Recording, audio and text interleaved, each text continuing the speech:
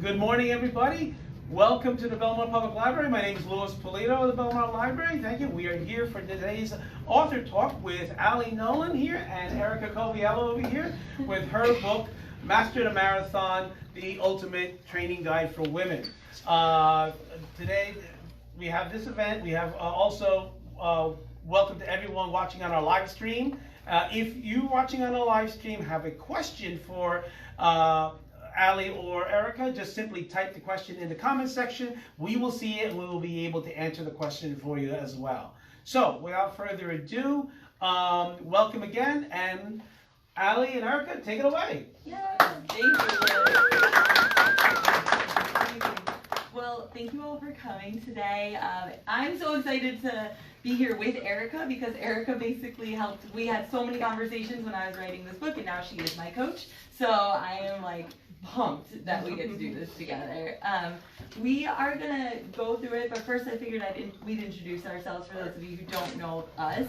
I'm Ali Nolan. I wrote Master the Marathon. I was former features editor at Runner's World. I work now freelance for Runner's World, Self, and Women's Running, among other ones, but those are the relevant ones today.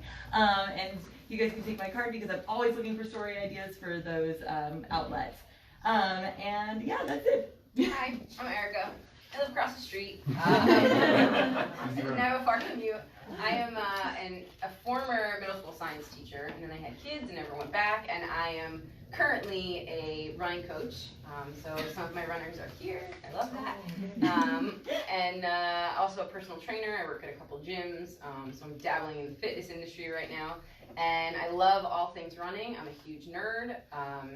So I love to see, I love to play with people's numbers, and I love to watch people finding success and progress, whatever that looks like. It's not always running faster races. It could be bouncing back from things like injuries, illnesses, babies, things like that. So I love coaching and seeing what other people are doing, even if I'm not doing it myself. I can confirm she's a huge nerd, so that's good. We figured we would start and just see like who is in the audience. So we wanted to see like what type of runner are you? So if you are a beginner runner, raise your hand. Awesome. Read what it says. Yes. I'm beginner running or getting back. And actually, I'm also right now in that category because I'm getting back after a break. Intermediate. I've been running a while, but I'm interested in a half or a full marathon. Okay. All right, no intermediate runners. Sweet. Advanced. I've run long races before, but I want to get faster. Yeah. Amazing. Right. And then I hate running. I'm just here for the donuts.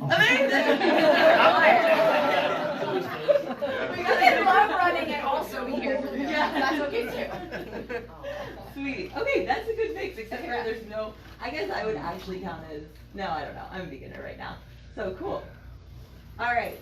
So first we would just talk about, this seminar is going to be for men and women, but like I wrote the book for women specifically because like there wasn't anything on the market that really, you know, catered to just women. So I wanted to like do that and like speak our language. But I thought what would be really interesting is from like a science perspective, Eric could explain to us like why that actually does matter in terms of training. Mostly physiologically to start. Women often have different issues than men do when it comes to things like buying certain shoes. Sometimes shoes are made on a men's platform and they just make them in smaller sizes or smaller widths. But then a lot of women also have narrower heels. So there are now plenty of shoes that are started on a women's foot block. So they are actually made for women. which is awesome to see all kinds of progress in that industry. But the shoes, right down to the Q angle of our hips is slightly different, and even within women, like there's, you know, a wide range of how people are, what our biomechanics are like based on our anatomies, but our foot is going to hit the ground at a different angle, and our hips are going to move differently, and our legs are going to move differently. Our hormones are different throughout the month, throughout our lifetimes, before and after kids, if you have them. And those are things that men just really don't have to deal with. So running is different at different times in, you know, in our month or in our lifetimes. And then just sometimes the way we think. Sometimes women can be a little bit more emotional than some men can be. So oftentimes we get in our own heads a little bit differently when it comes to running. So Allie focused a lot on a full chapter in her book on the mental game, which I think is important to touch on. Totally. Awesome. All right. So in my book, I broke it into 5 pillars of training because I think the most common mistake is that people just focus on running exclusively at the detriment of everything else. So we have running, strength, nutrition, mentality, and recovery. So Erica's going to focus on the running and strength portions. I'm going to do a very basic nutrition, and then really my specialty is the mental side. And then we're both going to talk a little bit about recovery, which is personally my favorite part. I really like napping. And what we're going to do is like stop in between each one, and if there's questions for any of them, we'll take them at the time. So, Erica, take it away. And do you want the second slide? Sure. Okay, cool. So running it really depends on what your goals are in coming up with some kind of plan and what you are doing on a day-to-day basis. So how many of you like to train for specific races? Yeah, so we've got our racers. I'm kind of like an in-between person. I like having a race on the calendar. I like having something to train for, but I also like not having the stress of having to train for a race, and that way I can feel like I'm enjoying my runs more often. So there are people that fit into both of those categories separately, people who like to run and hate to train for races. They hate the competition aspect, but they love running itself. And then there are people who love the competition, whether it's with other people or with themselves or whatever it is. Some people like the training aspects. Some people feel like they have to have a race on their calendar just to get them out the door, which I can appreciate that too. So your goals are going to be driving how you go out and run every day. So your SMART goals, you want them to be time sensitive, you want them to be reasonable and within your capabilities, something that you can strive for that might be a challenge, but something that's still within your reach and within your actual ability. And then you have to pick some kind of training philosophy if you are the kind of person that wants to train for a specific race. So there are all different kinds of philosophies out there. You've got your Jeff Galloway's, who really promote the run walking, which I think is great for a very wide range of people. People who are either just starting running or coming back from injuries, or people who maybe might not physically be able to run for long periods of time or run fast and need to have those walking breaks in. A lot of people who do the Disney races will start with Jeff Galloway. He's very popular there. Hi, come on in. These are my kids.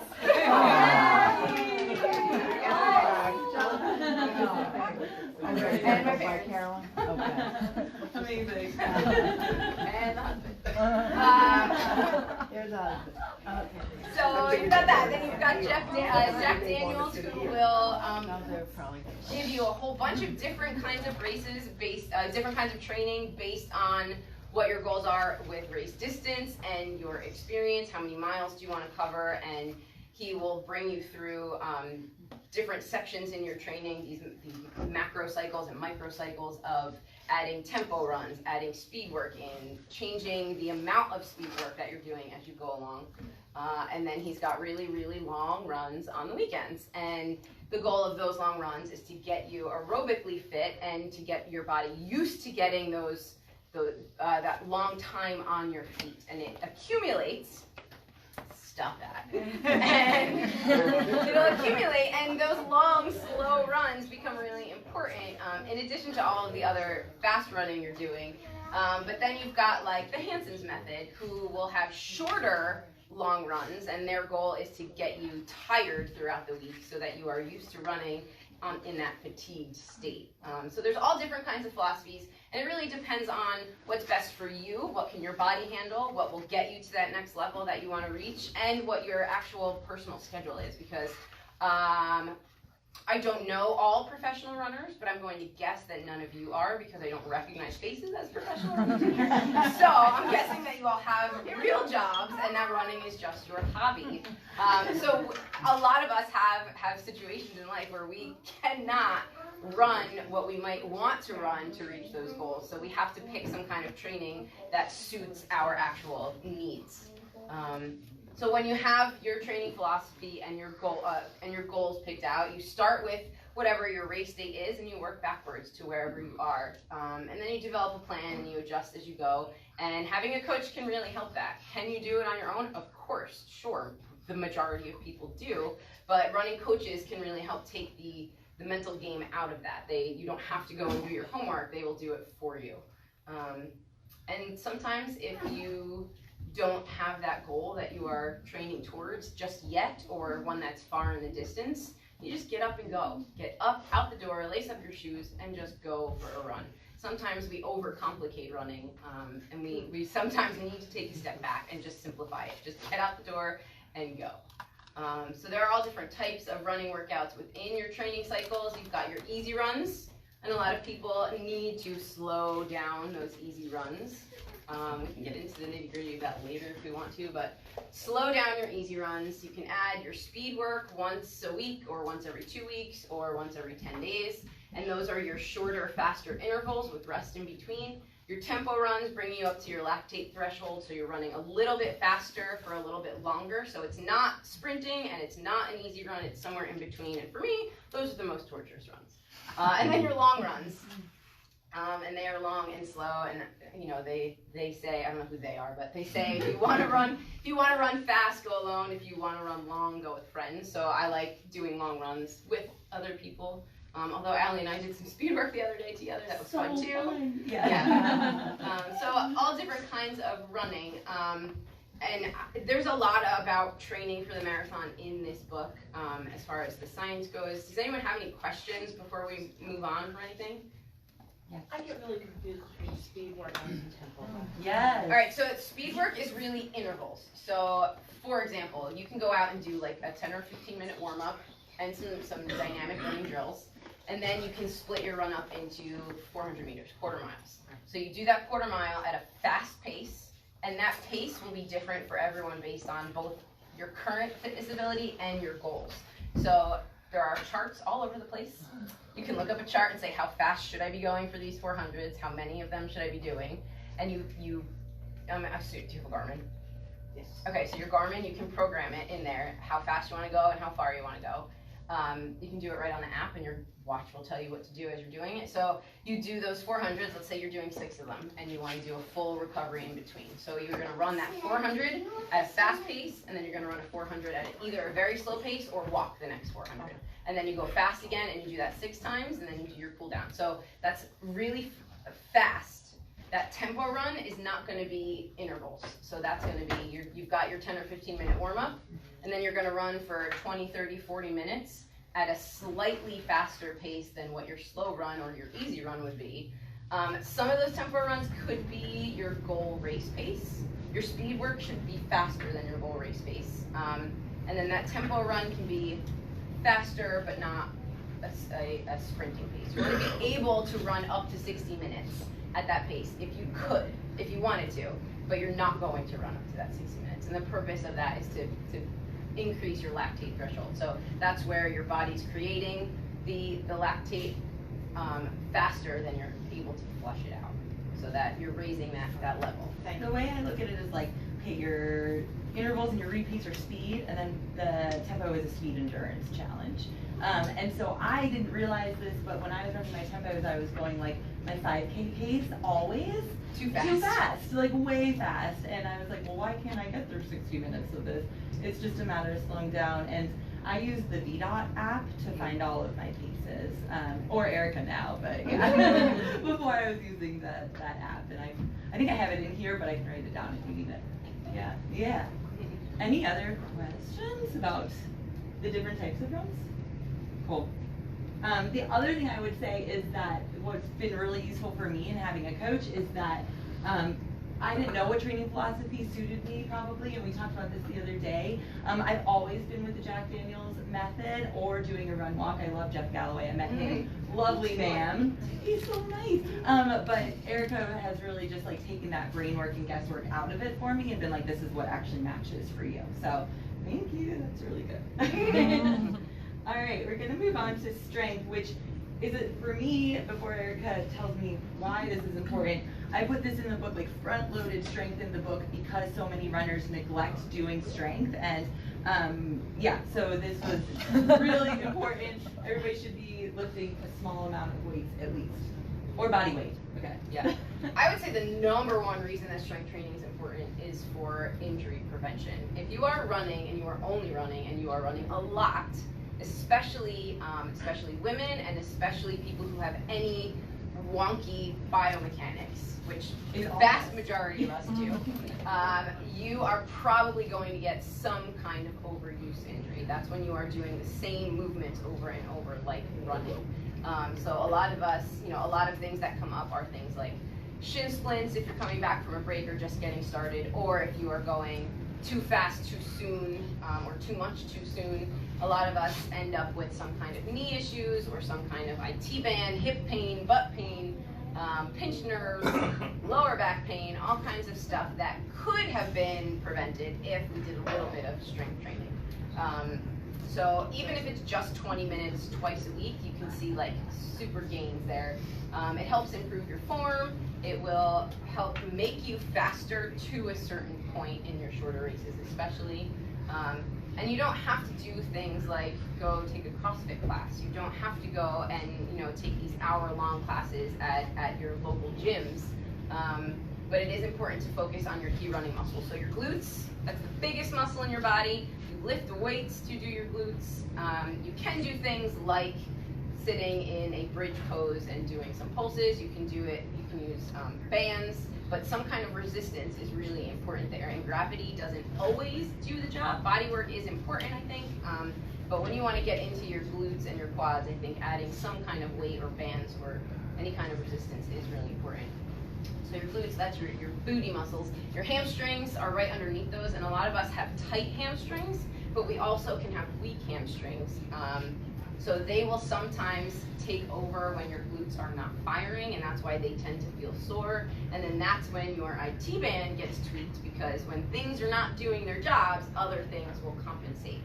Your hip flexors sometimes will get sore because they are also on the weaker side because of the overuse. So we spend so much of our day, especially if you are someone who sits in an office for work, we spend our time sitting. So we're in this passive state here, and those muscles are just stuck there in their flexed form. They don't get extended enough and then reflex with resistance. So they're going to be weak, and when they are overused and weak, they get tight and they start to hurt.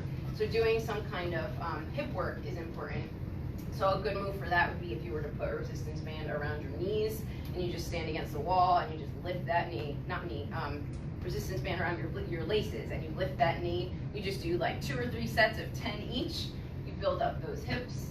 Your quads, take care of your knees. When your quads are weak, your kneecap can sort of shift around, and that's when we get what people call runner's knee. So strengthening those quads can help.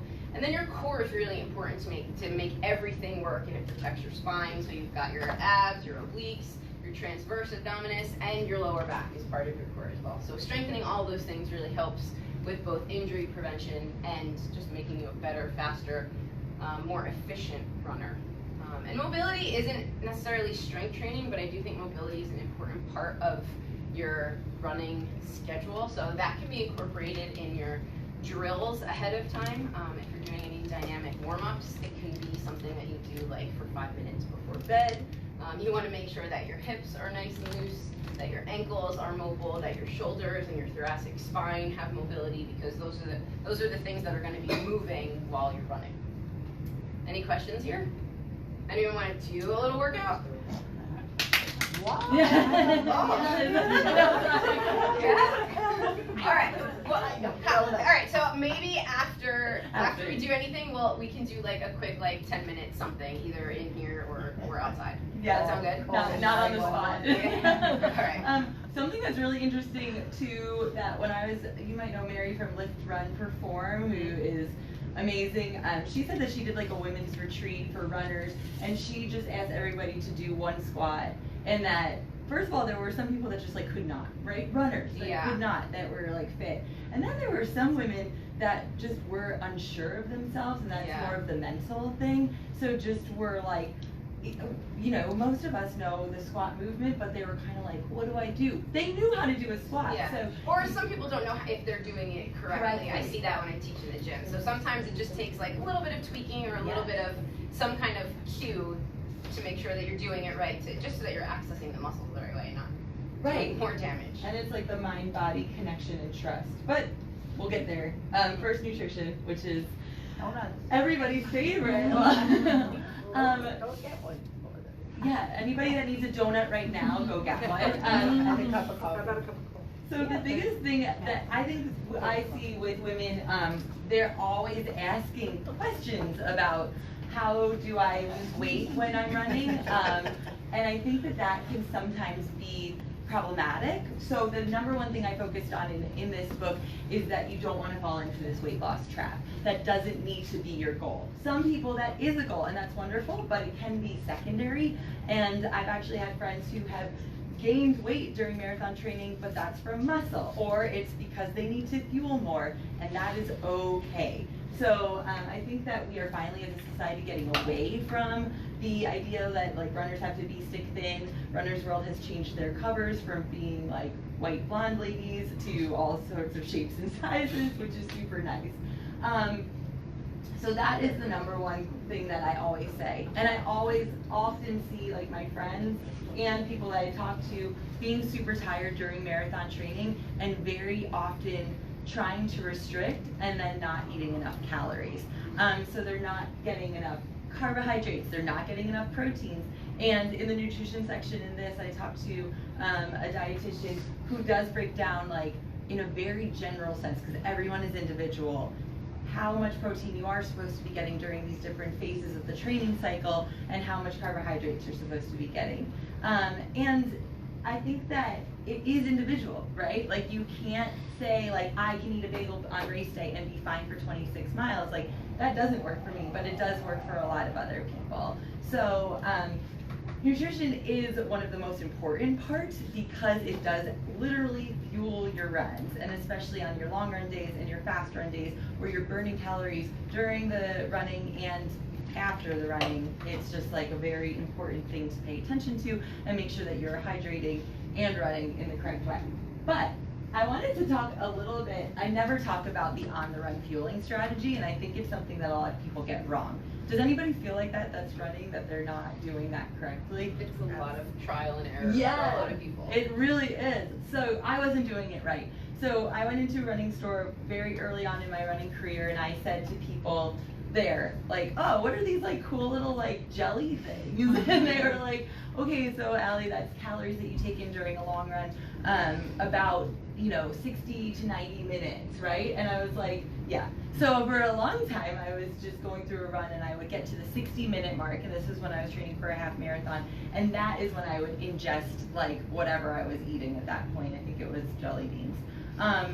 But what I realized later on was that 60-minute mark is not a tried and true thing. Now, if I'm running like a long run, I will start at 45 minutes, and that's good for me, not necessarily good for everybody else. And after that 45 minutes, I am not waiting another 45 minutes or not waiting another hour. I'm doing it every 15 minutes because like for some reason my body just requires a ton of sugar. And that is what it is.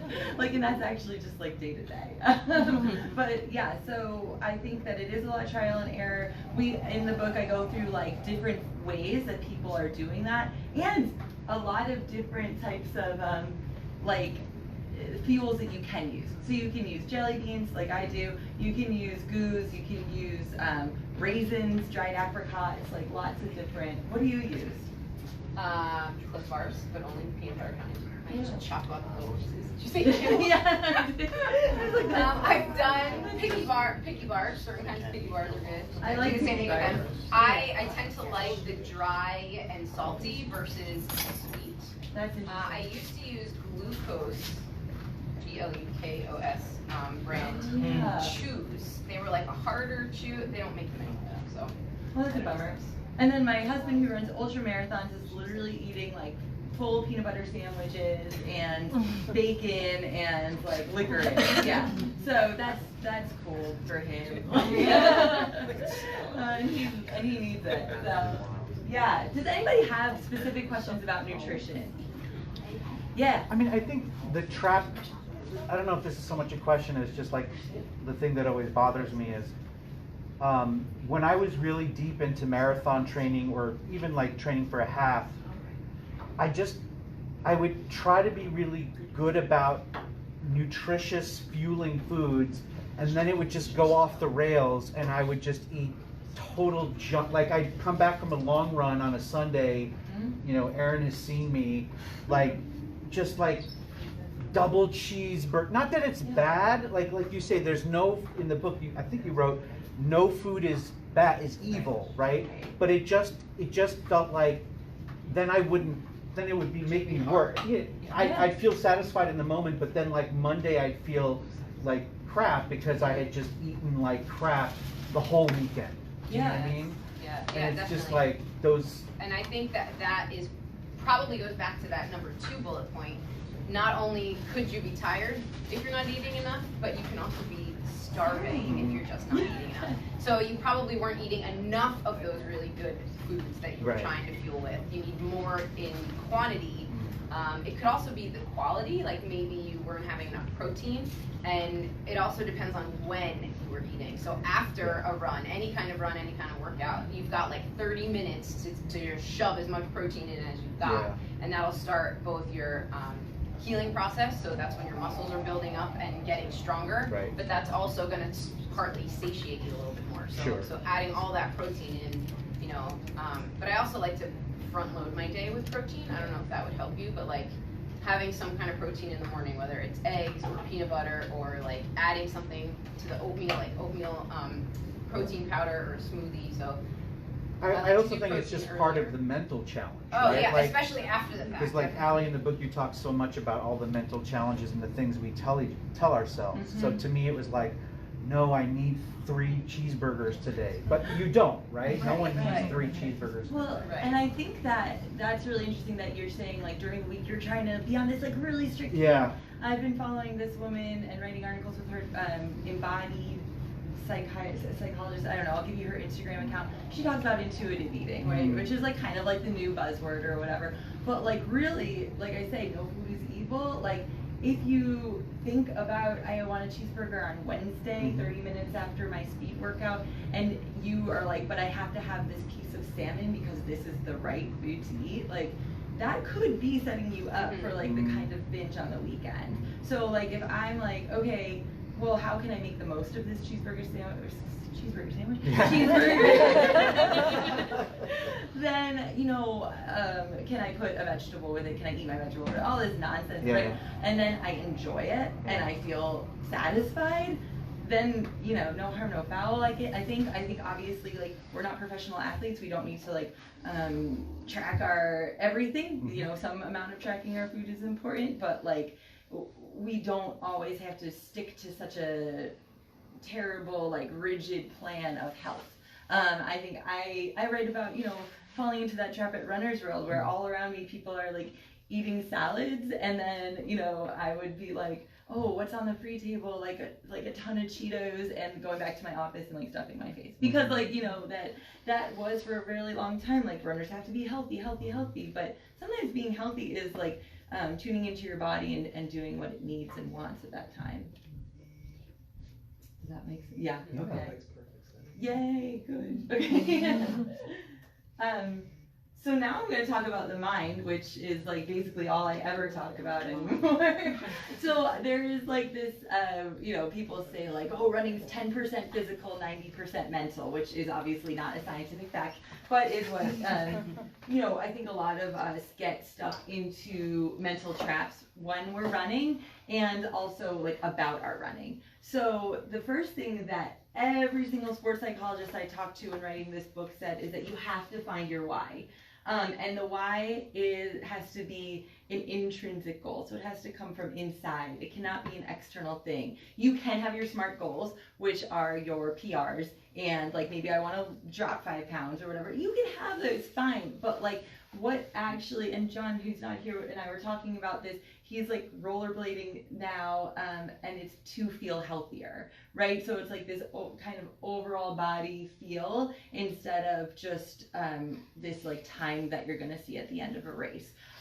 So for me, like, why do I run? It's like the feeling of freedom. And so if you can like find that and write it down and like keep it with you, you're more likely to get through those tough patches in training and get through like the wall that's not caused by low fuel, but the mental wall, because you can call upon it. So you could say like, I want to live another 10 years for my children, and you think about them and you picture their faces, and then all of a sudden you're able to get through that like last 400. And it sounds kind of like, new age and maybe not sustainable, but like there are studies that show that if you are using that why, that intrinsic goal, you are more likely to succeed in your extrinsic goals.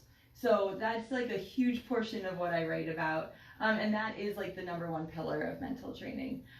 Then I just wrote an article in Women's Running actually about the 5 pillars of mental training, and the next one is going to be like resilience, which kind of feeds into the why, and that is cultivating grit. So a lot of people kind of just think that they can outthink a marathon, and you can. You have to train for it, but you also have to train your brain to be more resilient. So like when you are at that like 20-mile point, which I know a lot of you guys have been there, and I got my first marathon, I got to the 20-mile point and I was literally running on a broken foot, which is a whole nother story. But and that was from a lack of good physical training. But mentally, I was defeated because of the pain and the heat, and it was Marine Corps, so there was like a lot of emotions there. Yeah, 200, yeah, okay. Like the flag portion, yeah. Yes. Blue mile. Yeah, the blue mile. So like you're basically, and in the span of a marathon, you're having like so many emotions anyway. So at 20 miles, I felt like really defeated. I was unable to call upon my intrinsic why, and I kind of had to like go into this black space of toughing it out. So I get into like, how do you do that, and how do you create like a zone if you're not in the zone? Because like in a marathon, in the span of a marathon, you can come in and out of a zone because it's such a long period of time. And so that is like through a lot of imagery work, which, who's familiar with imagery? Yeah, awesome. We're gonna do an exercise. Is that cool with everybody? All right, we're gonna do it. Do people play like a lot of different sports, or it could be anything, it could be music, whatever. But I want everybody to close their eyes if you feel comfortable. If you don't feel comfortable, no worries. All right. So we're gonna do this for your next workout, actually, not a race, not anything like that. And I want you to close your eyes, and I want you to think about the space that you are taking off for your next run. So that might be your driveway, or that might be the boardwalk. I wish it was for me. And I want you to just like really put yourself in that space, in that time. If it's the morning, think about the sunshine like just rising. And I want you to feel like that golden glow on your shoulders. I want you to smell the air and think about what you're smelling. I want you to listen and think about what is happening around you. Maybe it's waves, maybe it's birds. And then I want you to feel inside your body, where is there tension? And release your shoulders, release your jaw. And then, but I want you to think about the muscles you're about to use. I want you to imagine, the squeeze of your glutes and, engage your core muscles. and get ready. And then you're going to take your first step and you're going to take off and you're going to feel totally weightless.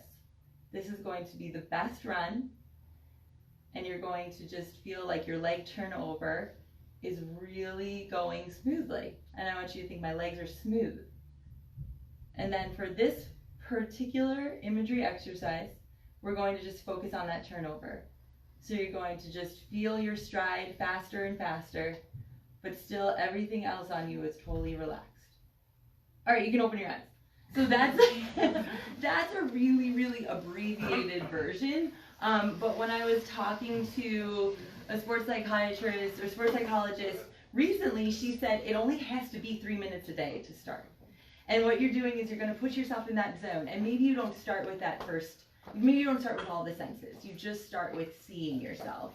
And then the more you do it, if you practice 3 times a week, the more running is going to feel like this joyful process instead of just feeling like something I have to do, something I have to check off my list. And then when you get to mile 20 in the marathon and you cannot go any further, you can say, okay, and go in yourself and feel that weightlessness from the inside out.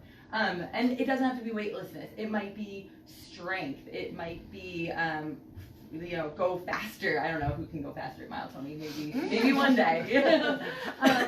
But like there's these different tricks that you can do in your mind. And in this, there's like several different exercises. And then, like I said, that women's running article, which is free, will kind of tell you where to start with that. So that's for performance improvement, which, you can do other mental things too. I think the other thing that especially women tend to do, and this could be true for men, is that we get stuck in a negative thought pattern, and we have to reframe those. So like for me in a run, if my pace isn't going as well as I want it to, I will often be like, oh my goodness, I'm so slow. And then it's really reframing that to say, I'm not slow, like I'm doing my best, and it has to be something true. It can't just be like, I'm not slow, I'm the fastest person, I'm Shalane Flanagan. It just has to be like, today is a good day, forward is a pace is like my latest mantra. Forward is a pace. And so like, that's what I tell myself. And that kind of just like tells your internal critic to just be quiet. And quieting that mind, once you start doing it, it becomes like kind of like habitual. So that's like it's been a nice thing to get away from like constantly judging my runs, and I think a lot of people do it, and then just being able to be like more relaxed, it will improve performance over time. So who has questions about mental stuff? Oh, the last thing I will tell you is that if you're struggling to get out and do a run, and if you are like just like, I hate this so much, which happens, give yourself the choice that day. So you say to yourself, do I want to be out here doing this? More likely than not, you're going to say, yes, I do. And just giving yourself that choice creates this mind-body trust that you might not have had otherwise. So it's like your body is now trusting you, that your mind has made this decision to be out there on the run and doing well. And so like then everything else kind of relaxes.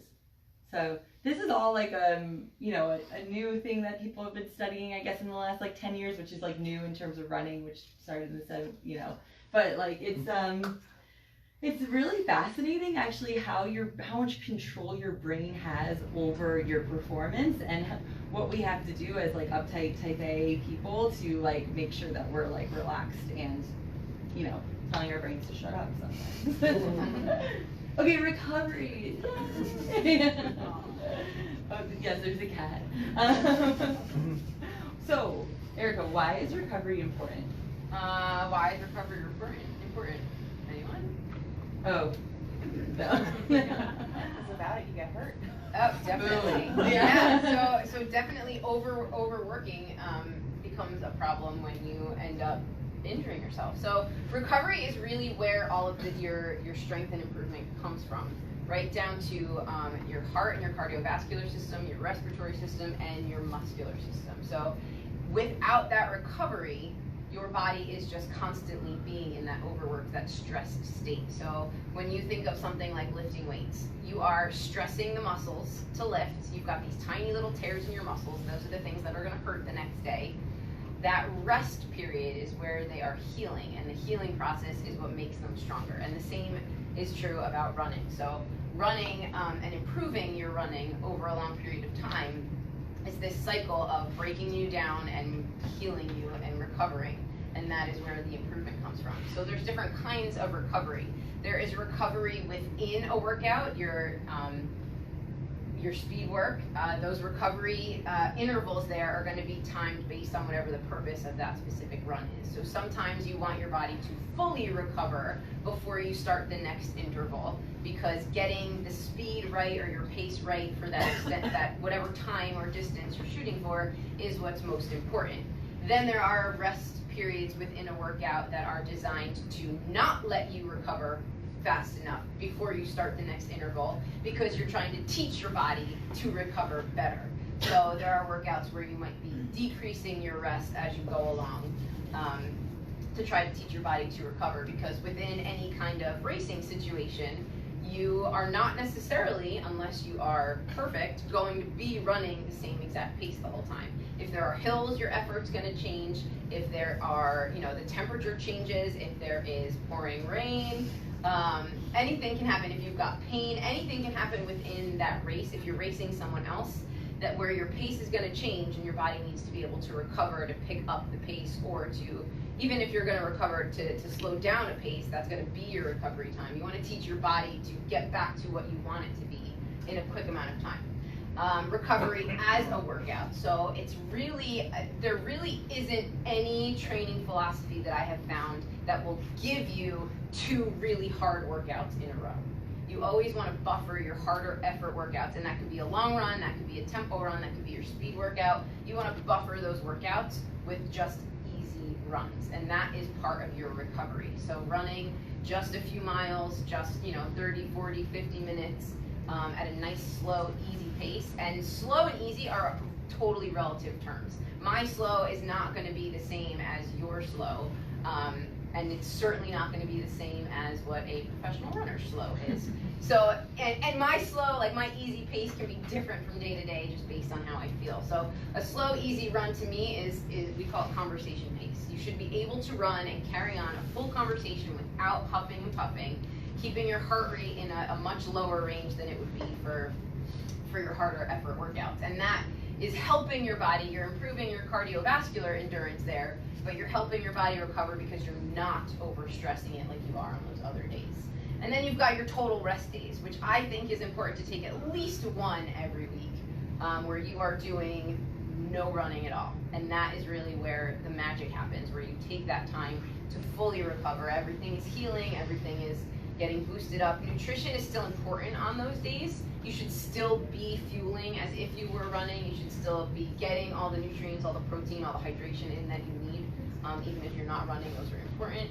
And then rest periods between training cycles. So if you are training for a marathon and you are running 40 or 50, 60 miles a week, once you hit that marathon, what are you doing for like the next 4 weeks? You're not going to be training with those 50 miles a week, because hopefully you aren't running another marathon in the next month. Unless, of course, you are the kind of person that can do that, I guess, go for it. But the rest period between training cycles, I think, is really important to actually rest.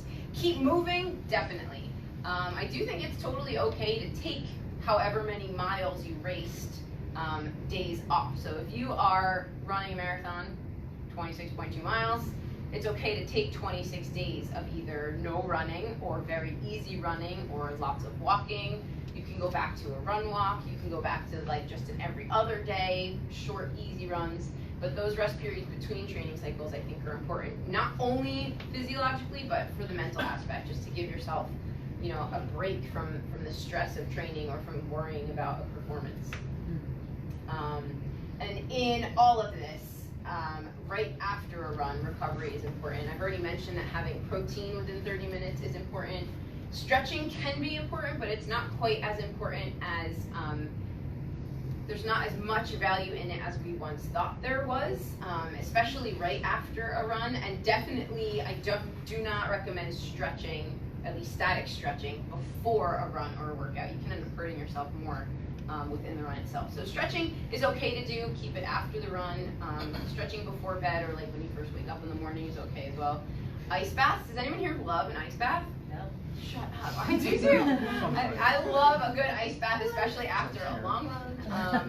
If I'm traveling, like we will, I mean, we don't do it anymore because we have kids, but when my husband and I, when we used to travel for races, before we leave the hotel room to go to the race, we would get either like bags of ice from a CVS or go to like take the ice bucket, you know, if we were close enough to it, and just fill the tub so that by the time we got back from the race, that your tub is like full of ice. It's got some water in it because it's melted a little bit. You throw on a hoodie and you just dip right in for a little while. It's awesome. We also in Hawaii we ran a race and afterwards went to the like spa massage center in the hotel, and they had an actual like they had multiple jacuzzis. One had like, I don't know, some weird algae in it. And then one of them was a hot tub, and one of them was, there wasn't actual ice, but it was freezing water, like ice cold water. It was amazing. And it was just like this little thing, you just walked right in and you just sat in it. It was awesome, and loved it. So ice is great for recovery to a certain point. If you are actually injured, ice is okay, but you want your body to swell just a little bit because that also kickstarts the healing process. Active release, this is my favorite type of recovery. Does anyone do any active release? Do foam rollers, massage guns, the Grafton technique? Actual massages, I hate being touched, so I don't love massages, but I see the benefits of them. I actually feel like I need to get one soon. But they're really great, especially in a training cycle. I always recommend having one like in the middle and then one really close to the race. And a lot of people swear by having them right after races. But those things, if you were to get a foam roller and didn't know the first thing to do with it, I should have brought one. They are really beneficial both for like just trigger point massages. Like if you have any like hip or butt issues, you can just sit on that baby and just find the right spot and just hold it. And it'll hurt like hell, but it works to help release the tension that's in there. But you can go on YouTube or just do a simple Google search and find like different ways to foam roll and follow them along. There's some like little clinicky type stuff there. And I love my massage gun. Love it. I hate mine. You hate using it or you hate the gun itself? Maybe you just don't have the right one. Maybe, it's a possibility, but I don't like that it's like chop. Does anyone else using it on your arm? What no, is but this? like, you know what I mean? It's like, it's terrible. Oh my gosh, it's great. I love it. I actually have the one in that picture, that flat metal head, like, oh, it's amazing, I love it. That is interesting. The other thing I will say about massage though, because I used to also like dislike the whole like oily situation. I didn't find it relaxing at all. No, I just felt no. it was like slimy. Then I started seeing a PT in Utah, and he's very reasonable. You can find reasonable ones, but actual like body work for runners is like, it is so much better, right? Like, so I always recommend that. And then he showed me how to correctly use foam roller, lacrosse ball to get those trigger points. So, Yeah. and I do think it is beneficial for a coach or a PT or a personal trainer to show you how to do that, like in a real sense, because I was rolling all the wrong things. So that's cool. Thanks, YouTube. Yeah, there you go. There's also all kinds of fancy stuff that they have. If you go to like active recovery, current recovery, for example, right down the street, they've got like the cryo room, they've got the dry needling, the cupping, and the big boots. Like there's all kinds of fun stuff that you can use. Are they necessary for the average runner? Probably not. Maybe once or twice, like towards the end of your marathon training and your peak weeks where you're running a ton. I'm sure they all help. I don't think they're all necessary. I know that some people love acupuncture. I swear by a chiropractor. You know, there's all kinds of other stuff that can assist in your recovery. Does anyone have any either questions or comments or share things that really work for them? When you were talking about active release, you mentioned something that's not up there. Something you went like. Oh, the Grafton technique. Yeah, It's what's just like that? a little. It's a technique that a lot of chiropractors use. It's like a metal scraper. I mean, to me it looks like a butter knife. Oh, Yeah. And you're essentially just doing like what you would do with a foam roller. It's just like, it's intense and it can hurt. And So for what- some what are people they- it works and for others it They're like doesn't. breaking up. They're Yeah. breaking up all like it's the myofascial release. So they're Okay. like breaking up all the junk that's Oh, stuck yeah. in there. Oh, no, she would kill I that can't, person. they take that out of PT and I was like, just don't. Yeah. There's a It's couple not good for either. Yeah, I find it works well. Like I kind of do like my own version of it, Okay. like on your feet. Yeah. There's a couple like professional athletes now that have. There's some brand, I don't even remember what it's Of called. course but there is. some current tool that's like all the rage right now that a lot of people you'll see use it. I'm doing it on my thumb because I used to do it on my thumb. Yeah. Sorry. Yeah. This is, I apologize, this is disgusting. There's no disgusting with running. I mean, come on. I started going to a podiatrist to have him take the little knife thingy and like rip my calluses off Oh. around long runs. Interesting. Game changer. Really? Because I get really bad like calluses and bunions. And I sit there, like once, during my marathon training cycle, I think I went like every 6 weeks or so, I don't know. And he just scraped everything off and such a change in my next run. Interesting. So like, yes. your calluses weren't beneficial to you. Like a lot of They runners are hurt. like, oh no. Right, like I want to build them up. Yeah. for Right. certain reasons. Like Whoa. my whole like running, like my gait almost changed, you know? Really? Oh, Gotcha. that's awesome. Especially like right here, I would get them. Yeah. So that would change how my foot was falling. And then Did once you I- recommend different shoes after that? Or? No, my shoes. I love my shoes. They're the first shoes I've ever had that didn't like my knees Yeah. stopped. Mizuno's Wave Runner. Yeah. I did that one of the Road Runner foot analysis things. They Mhm. recommended these. My knee pain legitimately stopped. I've I never love had to the wear way the those. Wave They're Riders. great. But my feet just suck. So he recommended just. Like, he's a guy that I happen to know, and he's like, well, you know, why don't you just come in? We'll scrape them off. And now, like, I hate feet. See the I'm guy so in the blue grossed shirt? out, but- Give him his number. Okay, I will. Yeah, so I recommend if you have calluses and you're in a training cycle, highly recommend getting those Interesting. suckers. That's awesome. Yeah, I've never even heard. I don't know. I've never heard of anyone doing that. Yeah. I hate feet, I hate podiatrists, and now I'm just like, Come let's on. like out here, let's How go. often do you go?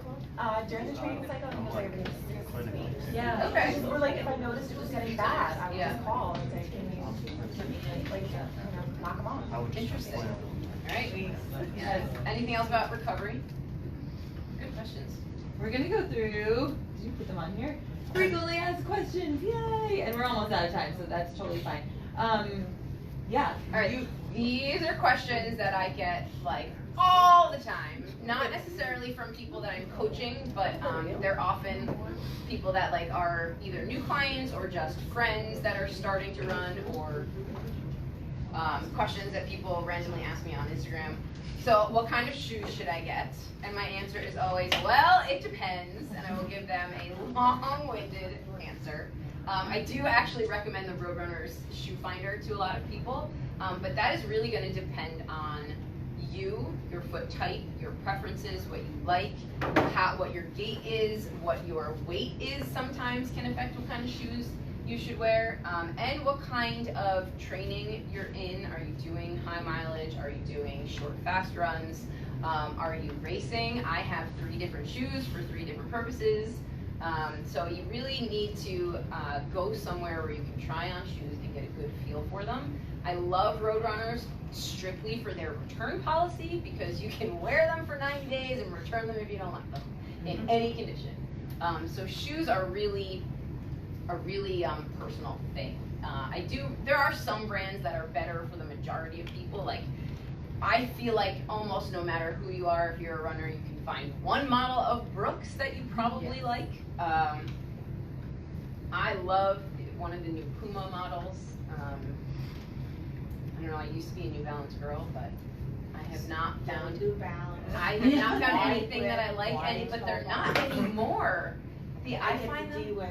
Oh, there you go. But not all the models come in a D, and that really irritates me. I get the 360s, and I've been using them for like 5 or 6 years. And my Interesting, go-to alright. when I go to the same ones from Runners High. every But she's night. wearing Brooks. Yeah. Short ones, it's not my mountain. Yeah, there you go, there you go. I flip my shoes around between my trail running shoes, and these are Yeah. my short ones and my Yeah. marathon shoes. I have more running shoes than I have any other shoe. 100%. Well, yeah. So like, and again, it's also just trial and error. And so, you know, these shoe companies will change change something on a model every year, so that you might like one and you might not like the other. I wore Wave Riders. Every other version of them I loved, and every other version of them I hated. So you know, it's a lot of trial and error. So what are your favorite shoes right now? I know we got some Hokas. I'm wearing Reeboks actually, which is these have been a And you game like them, changer. right? I love them, which is rare. But I loved the Float Ride Reeboks like a few years ago, and then I tried these, and they're better than I was running in Ghosts, and they were good, but now. Aaron and I have been using the Fresh Foam Moors lately, Yeah. which is like New Balance's. It's like their version The of a soft, Hoka. yeah. We haven't The been Max running because Cushion. we've been injured and stuff, but we love them just for Awesome. walking around. Has anyone tried the new Nike technology? Just out of curiosity. I refused. I agree. We all agree. I'm sorry. Okay, Just- not a Nike fan over here. Yes. My favorite shoe of all time is the old Cascadias, the trail Cascadias from Brooks. Uh-huh. Like 6 seasons ago, like every state we would go to, I would go into a running store to see if they had them, because they changed them and now I hate them. Mhm. Yeah. And I'm on my that's the very worst. last pair. Oh. I used to Yeah, do that with we the literally Nikes. like found them on Not clearance and would just buy Buy them. them. Yeah, I would find the New Balance 1400s. They were my favorite to race Mhm. in, and I had like 6 pairs, and they just don't make them anymore. They're not Yep. the same. Oh, So sad. so sad. How do I know if I need new shoes? Most of the time, your lower legs and feet will tell you, but you can track them. I mean, your Garmin can track them if you have the discipline to go in and write in how many miles you've run on which shoes. Usually, you can get around 300 to 400 miles on a decent pair, depending on who you are and what shoe it is. These are Brooks Launch. I get about 150 miles on these, and then I need a new pair. But then there are others that I can get around 300 in. But again, that also depends on like your gait and your size and the shoe itself. Like there are some models that you can get more than others. So that's really tune into your body, I would say. And the insoles, the midsole will wear out before the outer sole. So sometimes they can look really great, but they're not doing a good job for you. So if you find yourself a little achy, especially in like the shins, the calves, the feet, you know it's time to get new shoes. What kind of watch should I wear? Get a Garmin. Yeah. How do I run in bad weather? So I like to say that I'm like the Postal Service. I will run in literally anything. And it's all like there's no such thing as bad weather for running. It's just poor choices in attire. So for those of you who are runners, you know the deal. You've got all of your different kinds of winter weather gear. Layering is the name of the game. Warm weather, get your hair wet, get out early or go out late. How do I get faster? Well, hire a coach.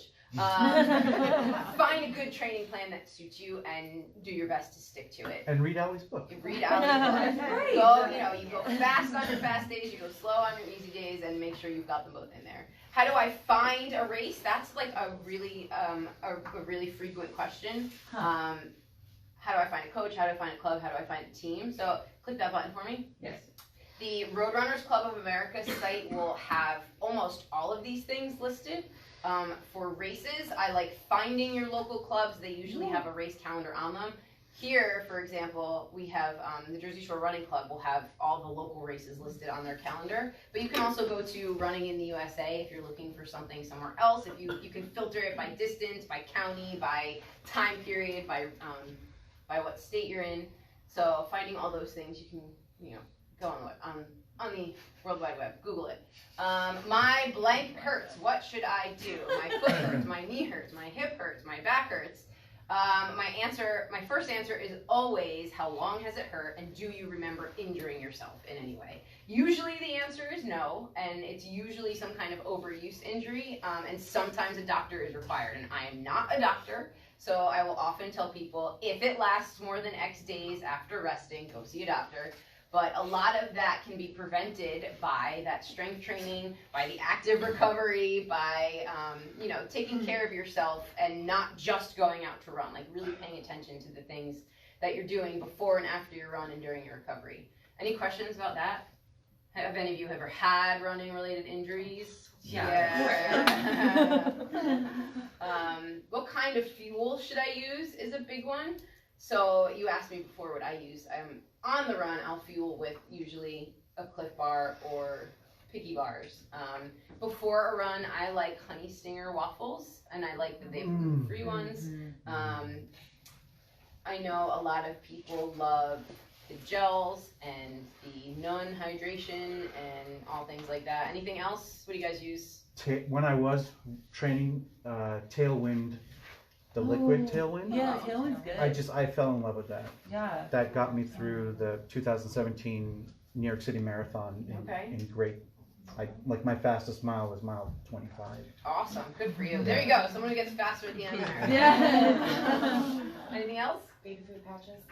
Oh, yeah. Like the little squeezy guys? Oh, interesting. I avoid the ones with like oats added, or just because it doesn't mesh well with me, or with yogurt in it, but just like straight fruit. They're so good. That's great. And they travel really well. I hate gels so much. I do too. Yeah. That's good to know. And like that delivery system is probably easy. much better. Yeah. It's like the old school foods Yeah. too that were like that. Not that I liked them, but they were easy. Yeah. Jelly beans. Jelly beans. Straight up all jelly day. beans or like the Gatorade jelly beans, like the sport specific I like ones. jelly beans. With caffeine. Okay. Yeah, the caffeine is a game I've tried changer. those. Yeah.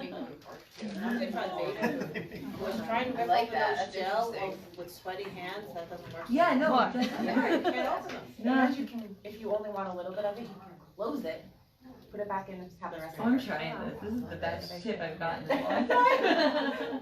It's amazing. All right, we are like at 11:01. Do you guys have questions before Yeah, any we questions? go We just have a on? quick trivia and Yeah. stickers to give Why them. a Garmin? Uh, Is it designed specifically for running? Yes. I really want it for extra sport, other sports besides. Well, they have all kinds of other sports. I mean, I do rowing workouts on it. You can swim with it. I do like just regular The Garmin cardio at the specific for gym. the sport? Is that it? The Garmin can track all of it. Oh. But for runners specifically, if you're serious about running, can you run with like an Apple Watch or all these other brands that have fitness trackers like Fitbits and stuff? Of course, you sure can. But if you want to be serious about your running, Garmin is really catered towards the running community. It's got everything you could possibly want on it for So running. maybe I should get the Apple? What is it that you want to do? It's speed walking, Hmm. basic You could workouts. do Yeah, an Garmin. Apple, but Garmin is going to be your most accurate. I think like Apple technology is fine, but like I don't know, Garmin's heart rate monitor is better. I think it has like really good functions and it's user friendly. Like Yeah. Apple's hard to navigate because there's a lot of stuff on it. I mean, my husband loves the Apple because he can respond to text messages. I can see my text messages, but because I have an iPhone as opposed to an Android phone, I can't respond to them. If I had an Android, I'd be able to respond to them, but I can see when I get emails, but I can't read my emails. So he can do all of that on his Apple phone, but I don't care, so I don't need that. But I can't program a workout for him to do on his Apple phone. But like other runners that I coach, for example, I can program their watches. They hit a button and they go, and the watch buzzes and tells them how far to go, how fast to go, when to stop. Certain models can give you like actual routes and say turn left here. So, some of it's bonkers. Well, the thing about the Apple Watch is some of the apps are getting more sophisticated. So like I have a Garmin here, but I also have an Apple Watch, and like there's a Strava app and a Garmin app for the Apple Watch.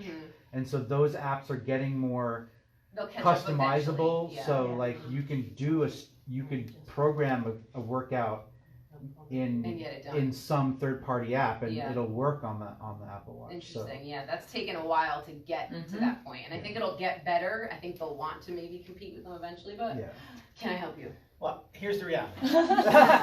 Oh no. It's a constant argument in our house, the Apple versus Garmin. It's not really an argument. The argument is the Apple Watch is convenient for somebody that's not going to just be a runner or just use it for their fitness.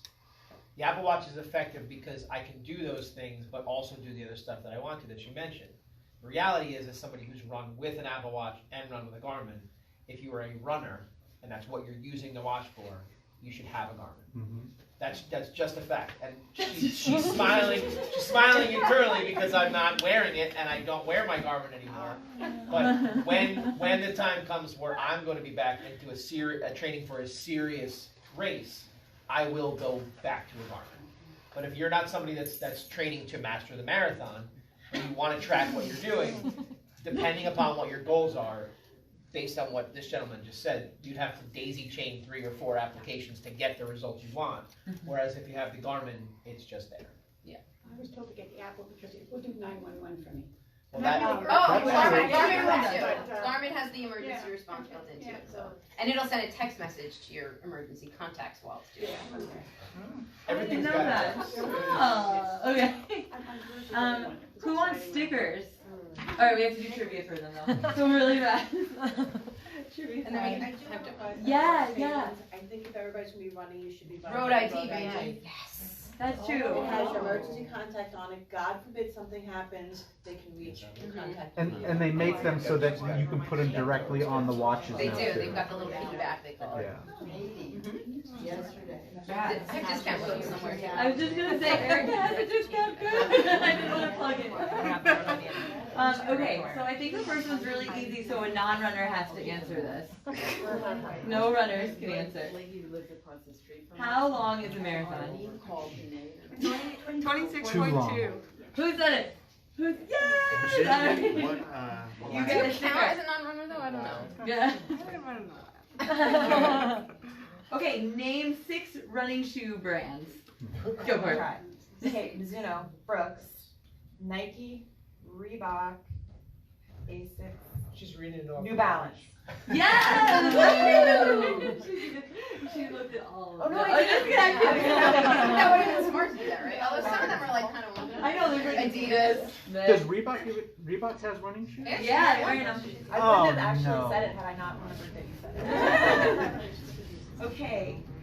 Name 3 professional distance runners. Anyone can do it. Don't. From there or anywhere? No, anyway. Oh, Go ahead. Lauren Fleischman, Molly Seidel, and Galen Rupp, even though I hate him. I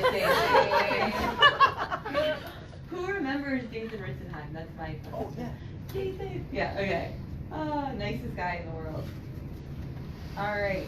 Who won the first women's Olympic marathon? You guys know this. I know you know. You've met her. It just left that. Is Joe Benoit? Yeah! Yeah! Nailed it. I think that's it, right? How do you need all these cool words? Literally on the way to the starting line of the Cherry Blossom Run, like just jogging through the middle of DC. There she goes. Hey, Joey! Like, we're like, hi. She's like this tall. And that is it, you guys. So, do you have any other questions you want to talk? Something else? Yeah.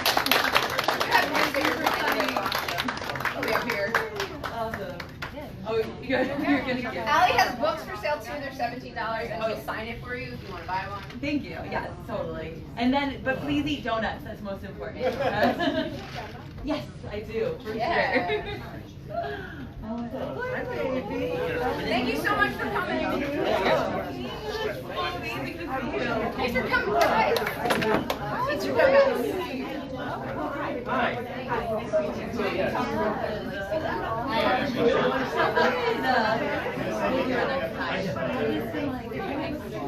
You know what I mean?